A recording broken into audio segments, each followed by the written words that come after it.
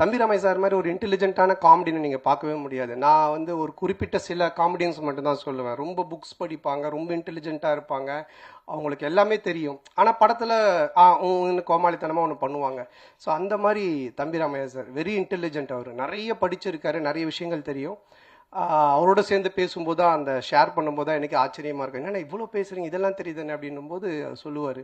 So இந்த படத்தில் வந்து எனக்கு ஒரு மாமனார் கொடுமை, மாமியார் கொடுமை பார்த்துருப்பீங்க. அது மாதிரி ஒரு மாமனார் கொடுமையில் மாட்டிக்கிற ஒரு மாப்பிள்ளை கேரக்டர் நான். ஹரிச்சந்திரனுக்கே ஹார்ட் அட்டாக் வர அளவுக்கு போய் சொல்லுவார் இந்த படத்தில். ஸோ அந்த மாதிரி ஒரு கேரக்டர் டிசைன் பண்ணி அவர் கொடுத்துருக்காங்க. அது ரொம்ப அழகாகவும் பண்ணியிருக்காரு. ஸோ இந்த படத்தில் ஒரு என்ன சொல்கிறது, ஒரு ஒரு பயங்கரமான காமெடியை தூக்கி ட்ராவல் பண்ணியிருக்காரு. இனிமே இப்படி தானுக்கு அப்புறம் எனக்கே ஒரு ஒரு இது இருந்துச்சு, எனக்கும் ஒரு தம்பி சாருக்கும் ஒரு நல்ல காம்போ இல்லையே, இனிமே இப்படி தான் மாதிரி ஒன்று ஒர்க் பண்ணணுன்ட்டு. அது ஆனந்த் இந்த படத்தில் ரைட்டர் சேர்ந்து எனக்கு அழகாக செட் பண்ணி கொடுத்தாங்க. அது நல்லா காமெடியும் ஒர்க் ஆகிருக்கு. ஸோ அவருக்கும் என்னுடைய நன்றியை தெரிவிச்சுக்கிறேன். அப்புறம் கூல் சுரேஷ், யார் அவனை தடுக்கிறது வளர்ச்சியை, அது யாருங்க அந்த 2 பேர், அவனை விட்டுருங்க. நீங்கள் தடுக்க பாருங்க, இப்போ சொந்தமாக கட்சியெல்லாம் ஆரம்பிச்சிட்டான். அவனை ஃப்ரீயாக விட்டாலே அப்படியே இருப்பான். நீங்கள் தடுக்க தான் எதனா ஒன்று பண்ணிட்டு இருப்பான். ஸோ அவன் என்னுடைய படங்கள் எல்லாத்துலேயுமே இருப்பான், அவனோட நண்பன். ஸோ இதுலேயும் நல்லா பண்ணியிருக்கான்.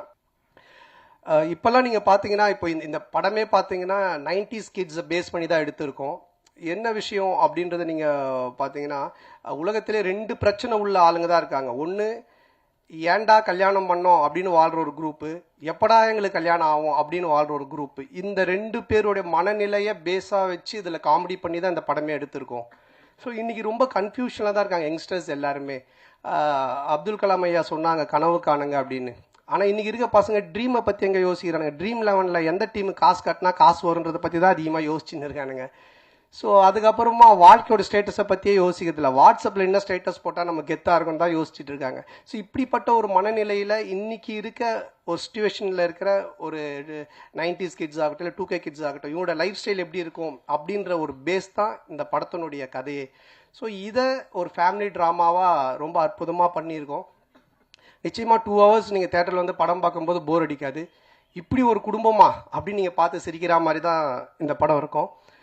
ஸோ இந்த படத்தை மே 10th அன்னைக்கு தேட்டரில் வந்து ஃபேமிலியோடு பார்த்து ஜாலியாக என்ஜாய் பண்ணுங்கள். 2 ஹவர்ஸ் டெஃபினட்டாக சிரித்து என்ஜாய் பண்ணுவீங்க, அதில் எந்த டவுட்டுமே இல்லை.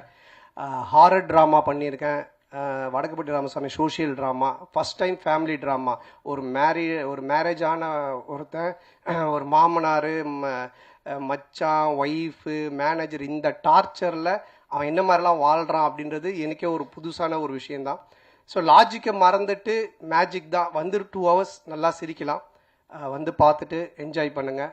அப்புறம் இந்த எல்லா படத்துக்கும் எனக்கு தொடர்ந்து சப்போர்ட் பண்ணிகிட்டு இருக்கிற பத்திரிகை ஊடக நண்பர்கள் மற்றும் என் உயிரினும் மேலான என் அன்பு சொந்தங்களாகிய ரசிகர் மன்றங்கள் வச்சிருக்க அனைவருக்கும், MKS குமரல் அவர்களுக்கும் இந்த நேரத்தினுடைய மனமார்ந்த நன்றி. மற்றும்